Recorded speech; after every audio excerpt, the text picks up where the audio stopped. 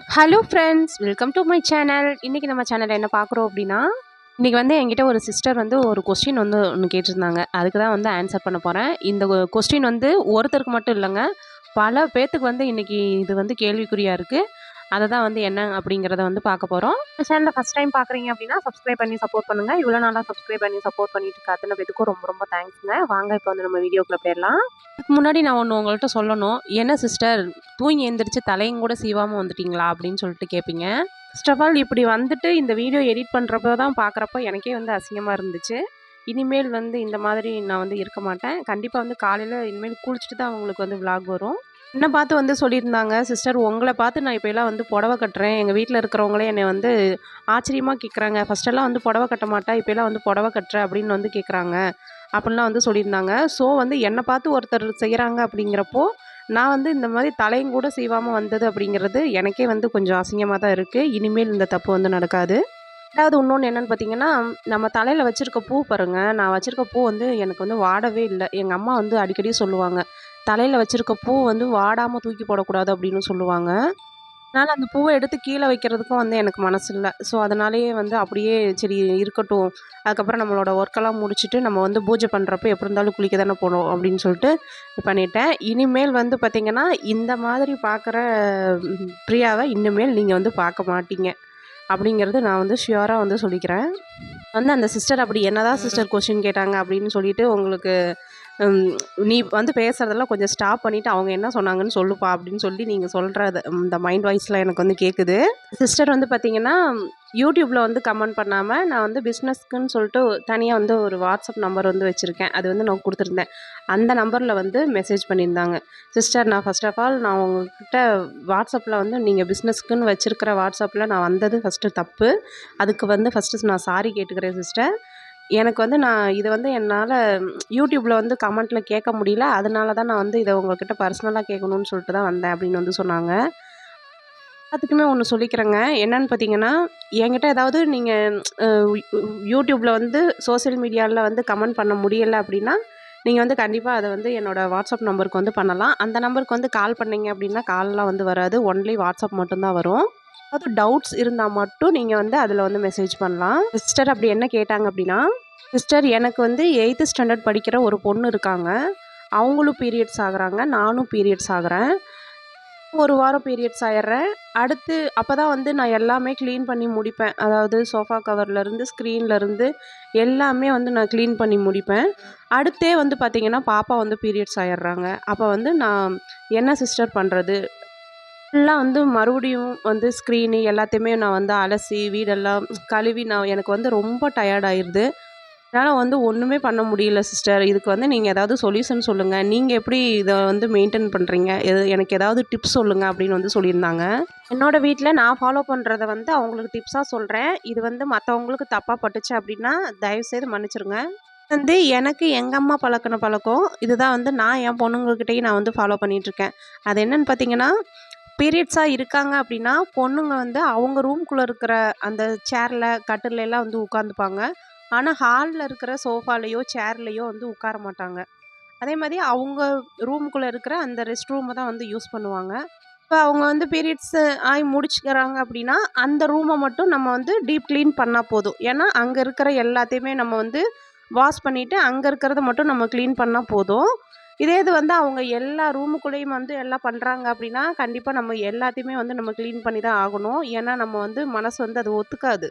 நான் வந்து இந்த மாரி தான் வந்து ஃபாலோ பண்றேன். உடனே கேட்பீங்க, எங்ககிட்ட இருக்கிறது ஒரு சிங்கிள் ரூம் தான். ஒரு சிங்கிள் பாத்ரூம் தான். நாங்க என்ன பண்ணணும் அப்படின்னு வந்து கேட்பீங்க. அவங்க யூஸ் பண்றத மட்டும் தனியா எடுத்து வச்சுட்டு, ஒரு வாரம் முடிஞ்சோன்ன பார்த்தீங்கன்னா, அத மட்டும் நீங்க வந்து அலசிக்கலாம். அதே ஸ்க்ரீனு இதெல்லாம் வந்து நீங்க வாரம் வாரம் துவைக்கணும் அப்படிங்கிற அவசியம்லாம் கிடையாது.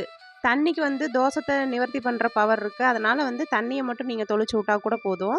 அப்படியும் மனசு கேட்கல அப்படின்னா, நீங்க வந்து அத அலசுறது தான் வந்து நல்லது. ஏன்னா, நம்ம என்னதான் பண்ணாலும் நம்ம மனசு கேட்காது அப்படின்னுங்கிறப்போ, அத வந்து நம்ம அலசி தான் வேணும். வீட்ல 2, 3 நாளா வந்து பழைய சாப்பாடு எடுத்து வச்சு யாருமே வந்து சாப்பிடல. அத ஃபுல்லா எடுத்து ஃப்ரிட்ஜ்ல வச்சுட்டேன். எங்களுக்கு வந்து இந்த பழைய சாப்பாட்டுல வந்து வடகம் போட்டோம் அப்படின்னா, எங்க வீட்ல இருக்கவங்களுக்கு எல்லாத்துக்கும் ரொம்ப ரொம்ப பிடிக்கும். இது காயறதுக்கு என்னமோ 2 நாள் ஆகுங்க. ஆனா தீர்றது பார்த்தீங்கன்னா, ஒரே தடவையில தீந்துரும். இத வந்து ஸ்நாக்ஸ் மாரி எங்க வீட்ல எல்லாரும் சாப்பிடுவோம். இன்க்ளூடிங் நான். வந்து பாப்பா வந்து காலிஃப்ளவர் வறுவல் வந்து கேட்டிருந்தாங்க. ஸோ, அதனால வந்து காலிஃப்ளவர் வறுவல் தான் வந்து செய்றேன். காலிஃப்ளவர் வந்து கட் பண்றதுக்கு ஈஸியான வழி என்னன்னா, இந்த மாதிரி தலைகீழா திருப்பி வச்சுக்கிட்டு, அப்படியே வந்து கத்திய வச்சு கட் பண்ணீங்க அப்படின்னா, அழகா அந்த பூ மட்டும் கீழ விழுந்துரும்.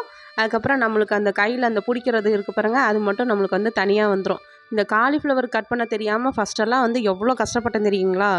வீடியோல தான் வந்து பார்த்துருந்தேன். இந்த மாதிரி காலிஃப்ளவர் கட் பண்றதுக்கு வந்து ஈஸியா சொல்லிக் குடுத்துருந்தாங்க. ஸோ, அதுலருந்து இந்த மெத்தட வந்து நான் ஃபாலோ பண்ணிக்கிட்டேன். ஸோ, நீங்களும் வந்து இது வந்து ஃபாலோ பண்ணுங்க. அத கட் பண்ணி எடுத்துட்டு, அதுக்கப்புறமா வந்து கையிலேயே வந்து நம்ம பிச்சு பிச்சு எடுத்துரலாம். காலையில வந்து பார்த்தீங்கன்னா, கிச்சன் இந்த மாதிரி தான் இருக்கும் கசகச கசகசன்னு. இப்ப வந்து பாப்பா உங்களுக்கு லஞ்சுக்கு சாதம், காலிஃப்ளவர் வறுவல், அதுக்கப்புறம் வந்து காலிஃப்ளவர் குழம்பு தான் வந்து செஞ்சிருந்தேன். காலிஃப்ளவர் குழம்பு செஞ்சுட்டு, அதில இருக்க காலிஃப்ளவர் எடுத்து தான் வந்து காலிஃப்ளவர் வறுவல் வந்து செஞ்சிருந்தேன். நேத்தைக்கு வீடியோல சொன்னேன் இல்லைங்களா, இந்த சிங்கப்பெண்ணை பாட்டு கேட்கறதுனா எனக்கு ரொம்ப ரொம்ப பிடிக்கும் அப்படின்னு சொல்லிட்டு, இந்த சிங்கப்பெண்ணை பாட்ட வந்து போட்டுட்டு தான் உட்காந்து பூ கட்டிட்டு இருந்தேன். இன்னைக்கு வந்து செவ்வாய்க்கிழமை இல்லைங்களா, செவ்வாய்க்கிழமை அப்படிங்கிறப்ப முருகனுக்கு வந்து செவ்வரளி சாத்தி வழிபடுவேன் இல்லைங்களா, அதனால வந்து இந்த செவ்வரளி பூ தான் வந்து இன்னைக்கு கட்டிட்டு இருந்தேன். நேத்திக்கு வந்து நான் சொல்லியிருந்தேன், நான் வந்து பாட்டு பாடிக்கிட்டே எல்லா வேலையிலும் செய்வேன் அப்படின்ட்டு. அதில வந்து ஒருத்தர் நீங்க அப்பனா வந்து வீடியோலயே வந்து ஏதாவது 2 லைன் வந்து பாடலாமே அப்படின்லாம் வந்து சொல்லியிருந்தீங்க. நான் பாடுறதெல்லாம் பெரிய விஷயம் இல்லைங்க. ஆனா நீங்க அந்த பாட்ட கேட்கறக்கு நீங்க இருப்பீங்களா என்னன்னு தான் தெரியல. கேட்டதுக்காக வேணா 2 லைன் பாடுறேன். கொஞ்சம் இல்லங்க, ரொம்பவே அட்ஜஸ்ட் பண்ணிக்கோங்க. இல்ல ஒருத்தர் சொல்லியிருந்தாங்க, நீங்க குட் மோட்டிவேட்டர் அப்டிலாம் வந்து சொல்லியிருந்தீங்க. ரொம்ப ரொம்ப தேங்க்ஸ்ங்க. பூக்கும் செடியை எல்லாம் சிரிக்கும் பூவை எல்லாம் உன் பெயரை கேட்டிருந்தேன். எட்டும் திசையும் சேர்த்து ஒற்றை திசையாய் மாற்ற உன் வரவை பார்த்திருந்தேன். கண்ணுக்குள் கண்ணுக்குள் உந்தன் பிம்பம், நெஞ்சுக்குள் நெஞ்சுக்குள் உந்தன் சொந்தம். உள்ளத்தை உள்ளத்தை அள்ளித் தந்தேன், உன்னிடம் உன்னிடம் என்னை தந்தேன். என் நிழலில் நீ நடக்க, என் உயிரில் உன்னை வைப்பேன். ஒரு தேவதை வந்து விட்டாள் உன்னை தேடி, வண்ண மாலைகள் சூட வந்தாள் தங்க தேரிலே. பாட்டு எப்படிங்க இருந்துச்சு? இந்த பாட்டு தான் நான் வந்து 5th ஸ்டாண்டர்ட் படிக்கிறப்போ எங்கள் ஊரில் வந்து பாடி வந்து ப்ரைஸ் வாங்கினேன். அதுக்கப்புறம் ஸ்கூல் படிக்கிறப்ப, காலேஜ் படிக்கிறப்ப எல்லாமே வந்து ஸ்டேஜில் வந்து பாடிலாம் இருக்கேன். அதுக்கப்புறம் இப்போ வந்து நம்ம வந்து வேலை செய்கிறப்போ, வேலை செய்கிற டயர்டு தெரியாமல் இருக்கிறதுக்கு வீட்டுக்குள்ளேயே நம்ம வந்து பாடிக்கிறோம். என்கிட்ட ஒருத்தவங்க வந்து சொன்னாங்க, "நீ வந்து பேசுறதே வந்து கொஞ்சம் வீடியோக்காக கொஞ்சம் இதுவா பேசலாமே! உன்னோட ஸ்லாங்க கொஞ்சம் மாத்திக்கலாமே!" அப்படின்னு வந்து சொல்லியிருந்தாங்க. எனக்கு தெரிஞ்சவங்க தான், என்னோட ரிலேட்டிவ் தான். அதுக்கு தான் நான் சொன்னேன், "நான் வந்து நானா இருக்கேன். நான் பேசுறது பிடிக்கிறவங்க என்னோட வீடியோஸ் பார்க்கட்டும்" அப்படின்ட்டு. ஆனா, மேக்ஸிமம் எல்லாருமே சொல்றது, "சிஸ்டர் நீங்க பேசுற அந்த எதார்த்தமான பேச்சு தான் எங்களுக்கு ரொம்ப ரொம்ப பிடிச்சிருக்கு" அப்படின்னு சொல்றீங்க. உண்மையிலே ரொம்ப ரொம்ப தேங்க்ஸுங்க. ஒரு சிலர் வீடியோக்காக ஒண்ணு ஒண்ணு பண்ணுவாங்க. நீங்க வந்து எல்லாமே அப்படியே வந்து காமிக்கிறீங்க. அதுதான் வந்து உங்ககிட்ட வந்து எங்களுக்கு புடிச்சிருக்கு அப்படின்னு சொன்னீங்க. ரொம்ப ரொம்ப தேங்க்ஸ்ங்க. இல்ல ஒரு சிஸ்டர்லாம் வந்து சொல்லியிருந்தாங்க, "சிஸ்டர் எனக்குன்னு யாருமே இல்ல சிஸ்டர். எனக்கு வந்து உங்க கூட அதாவது உங்ககிட்ட நான் கமெண்ட் பண்றதே பார்த்தீங்கன்னா, எனக்கு வந்து ஏதோ எனக்கு கூட பிறந்த ஒரு சிஸ்டர் இருக்கிற மாதிரி" அப்படின்லாம் வந்து சொல்லியிருந்தீங்க.